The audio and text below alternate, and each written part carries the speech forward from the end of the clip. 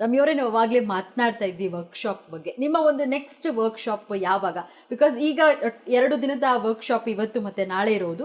ಮುಂದಿನ ವರ್ಕ್ಶಾಪಿಗೆ ನಮ್ಮ ವೀಕ್ಷಕರು ಬರಬೇಕು ಅಂತ ಅನ್ಕೊಂಡ್ರೆ ಯಾವಾಗ ಇರುತ್ತೆ ವರ್ಕ್ಶಾಪ್? ಆ ಬಗ್ಗೆ ವೀಕ್ಷಕರಿಗೆ ಮಾಹಿತಿ ತಿಳಿಸ್ಕೊಳ್ಳಿ.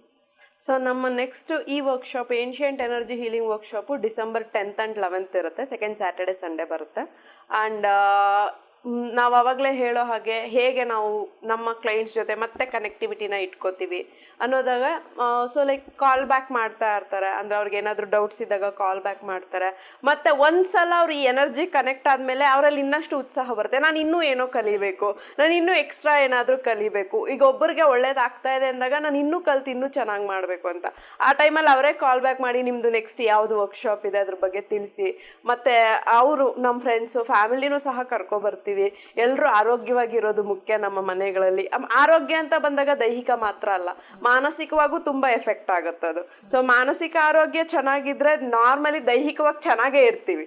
ಸೊ ಮೇಯ್ನು ಎಮೋಷನಲ್ ಬ್ಯಾಲೆನ್ಸಸ್ಸು, ಲೋವರ್ ಎಮೋಷನ್ಸ್ ಅನ್ನು ತೆಗೆದು ಮಾನಸಿಕವಾಗಿ ಆರೋಗ್ಯವಾಗಿರೋದು ತುಂಬ ಜನಕ್ಕೆ ಈ ಒಂದು ರೇಖಿ ಹೀಲಿಂಗ್ ಇರ್ಬೋದು, ಏನ್ಷಿಯಂಟ್ ಹೀಲಿಂಗ್ ಇರ್ಬೋದು, ಮೇಯ್ನಾಗಿ ವರ್ಕ್ ಆಗೋದೇ ಮಾನಸಿಕವಾಗಿ. ಏನೇ ಒತ್ತಡ ಇರಲಿ, ಏನೇ ಲೋವರ್ ಎಮೋಷನ್ಸ್ ಇರಲಿ, ಏನೇ ಫ್ಯಾಮಿಲಿನಲ್ಲಿ ಕಲಹಗಳಿರಲಿ, ಎಲ್ಲನೂ ಇದರಿಂದ ಗುಣ ಆಗುತ್ತೆ. ಸೊ ಯಾರೇ ನೆಕ್ಸ್ಟ್ ವರ್ಕ್ಶಾಪ್ ಅಟೆಂಡ್ ಮಾಡಬೇಕು ಅಂತಿರೋರು ಸ್ಕ್ರೀನ್ ಮೇಲಿರುವಂಥ ಮೊಬೈಲ್ ನಂಬರ್ಸ್ಗೆ ಕಾಲ್ ಬ್ಯಾಕ್ ಮಾಡಿ ರಿಜಿಸ್ಟ್ರೇಷನನ್ನು ಮಾಡ್ಕೋಬಹುದು. ಇನ್ನು ಸಂಗಮೇಶ್ ಅವರೇ, ನೀವು ವರ್ಕ್ಶಾಪ್ನ ಅಟೆಂಡ್ ಮಾಡಬೇಕು ಅಂತ ಅಂದ್ಕೊಂಡ್ರಿ, ನಿಮ್ಮ ಮನೆಯವರ ರಿಯಾಕ್ಷನ್ ಹೇಗಿತ್ತು? ಅಂದರೆ ಏನು ಇದೆಲ್ಲ ಬೇಕಾ ಅನ್ನುವ ಥರದ್ದು ಏನಾದರೂ ಹೇಳ್ತಾರೆ, ಅಥವಾ ಹೋಗಿ ಚೆನ್ನಾಗಿರುತ್ತೆ ಅನ್ನುವಂಥದ್ದು ನಿಮ್ಮ ಫ್ಯಾಮಿಲಿ ಕಡೆಯಿಂದ ಯಾವ ರೀತಿ ಇತ್ತು? ಇಲ್ಲ, ಮುಖ್ಯವಾಗಿ ಇಲ್ಲಿ ನಾನು ಹೋಗ್ತೀನಿ ಅಂತಂದಾಗ ಅವ್ರಿಗೆ ಅದ್ರ ಬಗ್ಗೆ ಅಷ್ಟು ಗೊತ್ತಿರಲಿಲ್ಲ. ನಾನು ಜಾಸ್ತಿ ವೀಡಿಯೋಸ್ ಎಲ್ಲ ನೋಡಿದಾಗ ನಾನು ಹೋಗಲೇಬೇಕು ಅಂತ ನಾನು ನಿರ್ಧಾರ ಮಾಡಿದ್ದೆ. ಹಂಗಾಗಿ ಅವ್ರಿಗೂ ಸ್ವಲ್ಪ ತೊಂದರೆ ಇದೆ, ನನ್ನ ಮಿಸ್ಸಸ್ಸಿಗೆ ಒಂದು ತೊಂದರೆ ಇದೆ, ಆಮೇಲೆ ನನ್ನ ಫ್ಯಾಮಿಲಿನಲ್ಲಿ ನನ್ನ ರಿಲೇಟಿವ್ಸಲ್ಲಿ ನಾನು ನೋಡ್ತಾ ಇದ್ದೆ. ಆಮೇಲೆ ಇವತ್ತಿನ ದಿನಮಾನದಲ್ಲಿ ಏನಿದೆ ಅಂದರೆ ಹಾಸ್ಪಿಟ್ಲಿಗೆ ಹೋದರೆ ಸಾಕು ಲಕ್ಷಾಂತರ ರೂಪಾಯಿ ಬಿಲ್ ಆಗ್ತದೆ. ಸೊ ಇಂಥ ಒಂದು ಸಂದರ್ಭದಲ್ಲಿ ಕೆಲವು ಸಂಗತಿಗಳನ್ನು ಅಟ್ಲೀಸ್ಟ್ ನಾವೇ ಸಾಲ್ವ್ ಮಾಡ್ಕೋಬೋದಲ್ಲ ಅನ್ನುವಂಥ ಒಂದು ವಿಚಾರ ಬಂದು ನಾನು ಈ ಕಾರ್ಯಕ್ರಮಕ್ಕೆ ಬಂದಿದ್ದೀನಿ. ಇನ್ನು ರಮ್ಯ ಅವರೇ, ವರ್ಕ್ಶಾಪ್ ಕಲಿಯೋಕ್ಕೆ ಬರುವಂಥವ್ರು ಒಂದೇ ವಿಚಾರವನ್ನು, ಅಂದರೆ ಯಾವ ರೀತಿ ವಿಚಾರಗಳಿರುತ್ತೆ ನಿಮ್ಮ ವರ್ಕ್ಶಾಪ್ನಲ್ಲಿ? ಅಂದರೆ ಹೀಲಿಂಗ್ ಕ್ಲಾಸಸ್ ಆಗಿರಬಹುದು, ಆ ಥರದಲ್ಲಿ ಯಾವ ಯಾವ ರೀತಿಯಲ್ಲಿ ವರ್ಕ್ಶಾಪ್ನ ನೀವು ಮಾಡ್ತೀರಾ? ಬಗ್ಗೆ ವೀಕ್ಷಕರಿಗೆ ತಿಳಿಸ್ಕೊಡಿ ಮಾಹಿತಿ. ನಮ್ಮದು ಬೇರೆ ಬೇರೆ ವರ್ಕ್ಶಾಪ್ ಬಂದು ಮೇಯ್ನಾಗಿ ನಾವು ಕಾನ್ಸಂಟ್ರೇಟ್ ಮೇಯ್ನಾಗಿ ಮಾಡ್ತಾ ಇರೋದು ಏನ್ಷಿಯಂಟ್ ಎನರ್ಜಿ ಹೀಲಿಂಗ್ ವರ್ಕ್ಶಾಪು. ಇದ್ರ ಜೊತೆಗೆ ಏಂಜಲ್ ಕ್ಲಾಸ್ ಮಾಡ್ತೀವಿ, ಮತ್ತು ಸೆಲ್ಫ್ ಹಿಪ್ನಾಸಿಸ್ ಅಂತ ಬರುತ್ತೆ. ಅಂದರೆ ನಮ್ಮ ಒಂದು ಮೈಂಡ್ ಸೆಟ್ಟನ್ನು, ಸಬ್ಕಾನ್ಷಿಯಸ್ ಮೈಂಡನ್ನು ಟ್ರೈನ್ ಮಾಡಿಕೊಂಡು ಗುರುಜಿಯವರು ಲಾಸ್ಟ್ 1 ವೀಕಿಂದ ಕಂಪ್ಲೀಟ್ ಸಬ್ಕಾನ್ಷಿಯಸ್ ಬಗ್ಗೆನೇ ಮಾತಾಡ್ತಾ ಇದ್ದಾರೆ. ಸೊ ಕಲಿಯೋಕೆ ಇನ್ನೂ 1 ತಿಂಗಳು ಮಾತಾಡಿದ್ರು ಇದೆ. ಆ ಒಂದು ಸಬ್ಕಾನ್ಷಿಯಸ್ ಮೈಂಡನ್ನು ಹೇಗೆ ಆ್ಯಕ್ಟಿವ್ ಮಾಡ್ಕೋಬೇಕು, ಮತ್ತು ನಮ್ಮ ಪ್ರಾಬ್ಲಮ್ಸನ್ನು, ಯಾಕಂದರೆ ಏನೇ ಪ್ರಾಬ್ಲಮ್ ಅಂದರೂ ನಮ್ಮೊಳಗಡೆನೇ ಪ್ರಾಬ್ಲಮ್ ಬರೋದು, ಸೊಲ್ಯೂಷನ್ ನಮ್ಮೊಳಗಡೆನೇ ಇದೆ. ನಾವು ನಮ್ಮೊಳಗಡೆ ಪ್ರಾಬ್ಲಮ್ ಇಟ್ಕೊಂಡು ಊರೆಲ್ಲ ಸೊಲ್ಯೂಷನ್ ಹುಡುಕಿದ್ರೆ ಸಿಗಲ್ಲ. ಸೊ ಸೊಲ್ಯೂಷನು ನಮ್ಮಲ್ಲೇ ಇರುತ್ತೆ. ಆ ಮೈಂಡ್ ಮುಖಾಂತರನೇ ಹೇಗೆ ಸೊಲ್ಯೂಷನ್ಸನ್ನು ಕಂಡುಹಿಡ್ಕೋಬೋದು, ನಮಗೆ ಅಲ್ಲದೆ ಬೇರೆಯವ್ರ ಮೈಂಡ್ ಜೊತೆನೂ ಹೇಗೆ ನಾವು ಕಮ್ಯುನಿಕೇಟ್ ಮಾಡ್ಬೋದು. ಟೆಲಿಪತಿ ಕೇಳಿರ್ಬೋದು ನೀವು. ಸೊ ಟೆಲಿಪತಿಯಿಂದ ಮತ್ತು ಬೇರೆ ಬೇರೆ ಡ್ರೀಮ್ ಟೆಕ್ನಿಕ್ಸಿಂದ, ಈ ಥರ ಒಂದು ಬೇರೆ ಬೇರೆ ಟೆಕ್ನಿಕ್ಸಿಂದ ಹೇಗೆಲ್ಲ ಪ್ರಾಬ್ಲಮ್ಸಿಂದ ಹೊರಗಡೆ ಬರ್ಬೋದು. ಪ್ರಾಬ್ಲಮ್ ಇನ್ ದ ಸೆನ್ಸ್ ಬರೀ ಆರ್ಥಿಕ ಪರಿಸ್ಥಿತಿ ಅಂತಲೇ ಇಲ್ಲ, ಮನುಷ್ಯನಿಗೆ 4 ಲೇಯರಲ್ಲಿ ಪ್ರಾಬ್ಲಮ್ ಬರುತ್ತೆ. ಒಂದು ದೈಹಿಕವಾಗಿ, ಮಾನಸಿಕವಾಗಿ, ರಿಲೇಷನ್ಶಿಪ್ಸಲ್ಲಿ ಮತ್ತು ಆರ್ಥಿಕವಾಗಿ. ಈ 4 ಲೇಯರ್ಸ್ ಸರೋದ್ರೆ ಎಲ್ಲನೂ ಸರೋದಂಗೆ ಇಲ್ಲ. ಯಾವುದಾದ್ರೂ ಒಂದರಲ್ಲಿ ಡಿಫೆಕ್ಟ್ ಆದರೂ ಬೇರೆ ಎಲ್ಲನೂ ಡಿಫೆಕ್ಟ್ ಆಗುತ್ತೆ. ಆದ್ದರಿಂದ ಯಾವುದಾದ್ರೂ ಅಟ್ಲೀಸ್ಟ್ ಒಂದು ಲೇಯರನ್ನು ಕಂಪ್ಲೀಟ್ ಎನರ್ಜೈಸ್ ಆಗಿ ಇಟ್ಕೊಂಡಾಗ ಬೇರೆದನ್ನು ಬ್ಯಾಲೆನ್ಸ್ ಮಾಡ್ಬೋದು. ಸೊ ಈ ಥರ ಬೇರೆ ಬೇರೆ ಟೆಕ್ನಿಕ್ಸು ಮತ್ತು ಬೇರೆ ಬೇರೆ ಕ್ಲಾಸಸ್, ಮತ್ತು ಮಂತ್ರ ಕ್ಲಾಸಸ್ಸು A to Z ಮಂತ್ರ ಬಗ್ಗೆನೂ ಮಾತಾಡಿದ್ವಿ ನಾವು. ಮೇಯ್ನಾಗಿ ಬಂದು ಒಂದು ಶಾಂತಿ ಮಂತ್ರ, ಉಗ್ರ ಮಂತ್ರ, ವಿಶ್ ಫುಲ್ಫಿಲ್ಲಿಂಗ್ ಮಂತ್ರ, ಮತ್ತು ಮಕ್ಕಳಿಗೆ ಬೇಕಾಗಿರುವಂಥ ಎಜುಕೇಷನಲ್, ಈ ಥರದ ಕ್ಲಾಸಸ್ಸು ಸಹ ಮಾಡ್ತೀವಿ. ಇನ್ನು 2 ದಿನದ ವರ್ಕ್ಶಾಪ್ನಲ್ಲಿ ನೀವೆಲ್ಲಾನು ಕವರ್ ಮಾಡ್ಲಿಕ್ಕಾಗುತ್ತಾ? ಹೀಗೆ ಏನ್ಷಿಯಂಟ್ ಎನರ್ಜಿ ಹೀಲಿಂಗಿಗೆ ಬಂದಾಗ ಡೆಫಿನೆಟ್ ಆಗಿ ಎಲ್ಲನೂ ಕವರ್ ಮಾಡ್ತೀವಿ.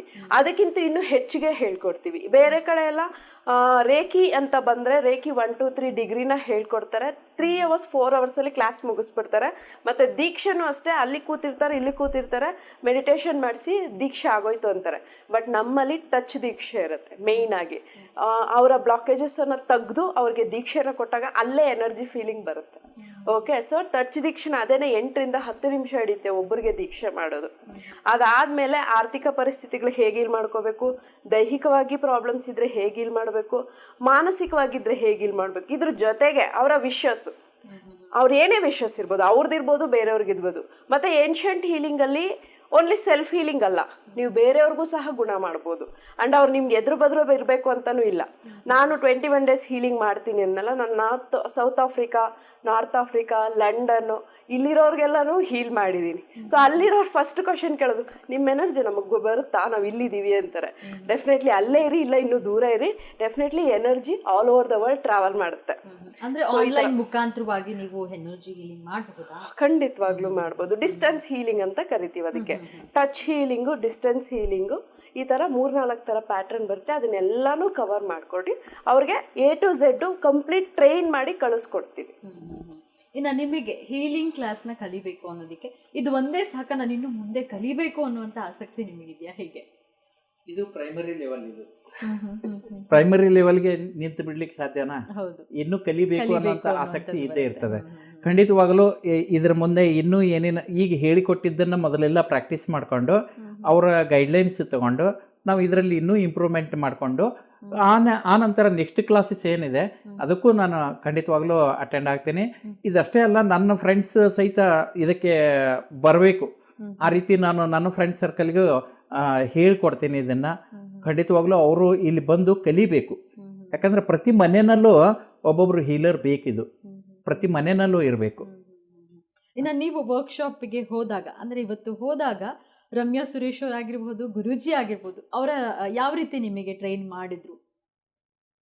ಪ್ರತಿ ಶಬ್ದನೂ ನಮಗೆ ಅರ್ಥ ಆಗಿಲ್ಲ ಅಂತಲ್ಲ, ಪ್ರತಿ ಶಬ್ದನೂ ಅರ್ಥ ಆಗುವ ರೀತಿಯಲ್ಲಿ, ಮಕ್ಕಳಿಗೆ ತಿಳಿ ಹೇಳೋ ರೀತಿಯಲ್ಲಿ ಅಷ್ಟು ಚೆನ್ನಾಗಿ ನಮಗೆ ತಿಳಿಸಿ ತಿಳಿಸಿ ತಿಳಿಸಿ ಹೇಳಿದರು.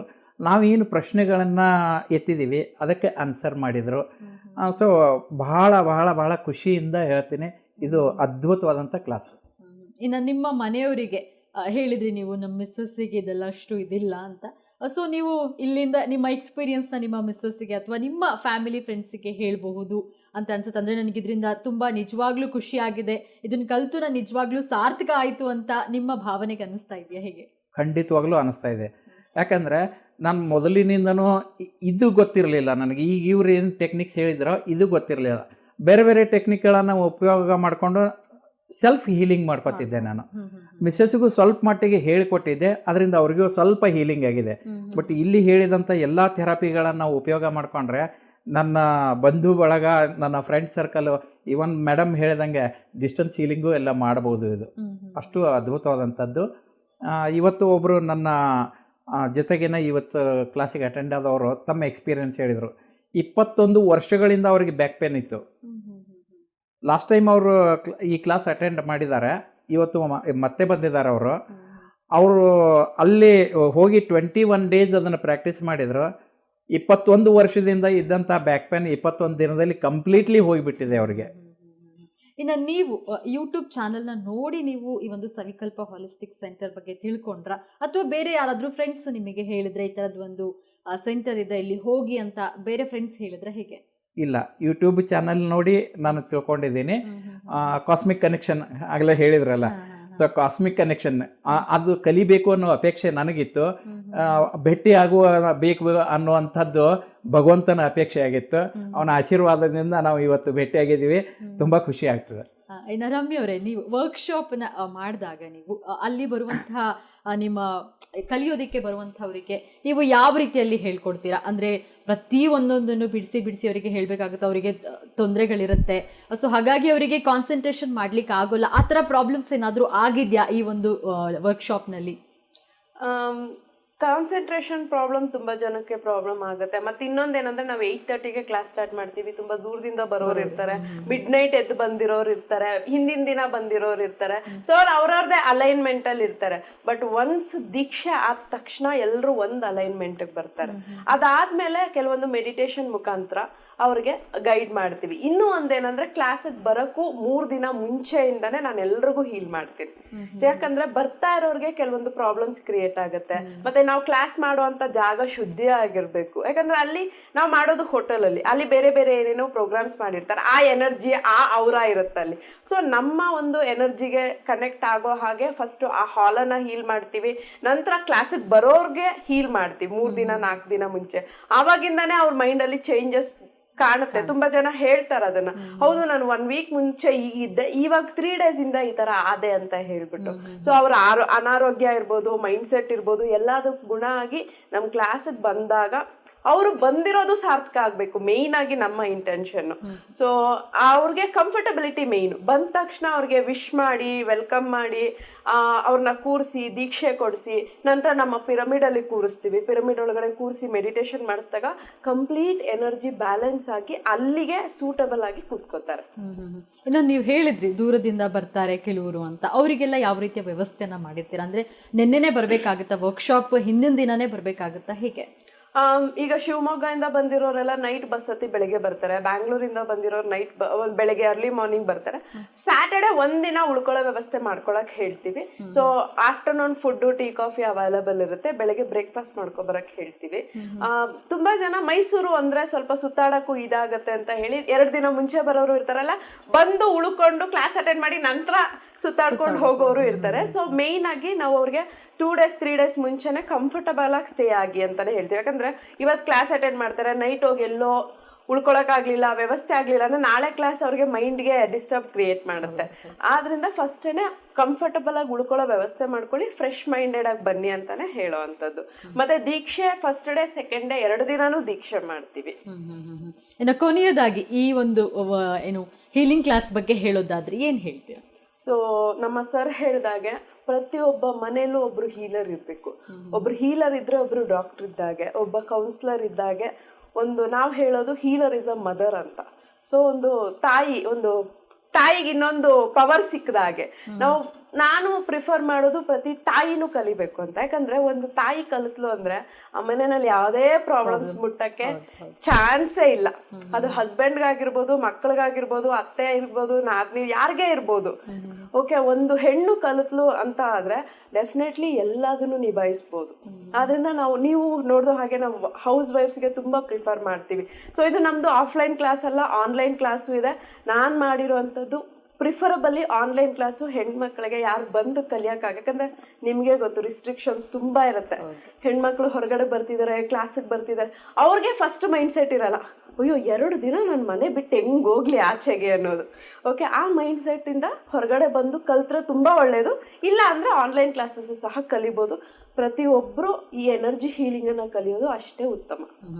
ರಮ್ಯ ಅವರ ಇಷ್ಟೊತ್ತು ಕಾರ್ಯಕ್ರಮದಲ್ಲಿ ಸಾಕಷ್ಟು ಮಾಹಿತಿ ತಿಳಿಸ್ಕೊಟ್ರಿ, ಧನ್ಯವಾದಗಳು. ಸೊ ಎಲ್ಲರಿಗೂ ಧನ್ಯವಾದ. ಶುಭ ಸಂಜೆ.